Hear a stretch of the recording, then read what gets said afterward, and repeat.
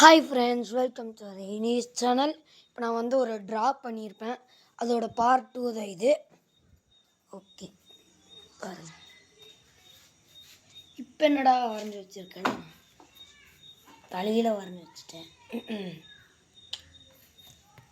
Sorry, தலையில் இல்லை, நான் தான் தலையில் பிடிச்சிருக்கேன். இது பாருங்க,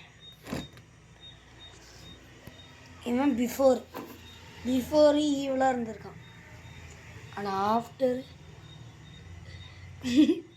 என்னடா இது லாஜிக்கு அப்படின்னு சொன்னீங்களா, இருங்க நான் சொல்கிறேன். பிகாஸ் ஆஃப் திஸ் பாய், இவன் தான் இவன் பாரு பிடிச்சி இங்கே இழுத்து விட்டான். இவன் பிஃபோரு அப்புறம் ஆஃப்டர். ஏதோ எழுதி விட்டேன், இப்படி வந்துருச்சு.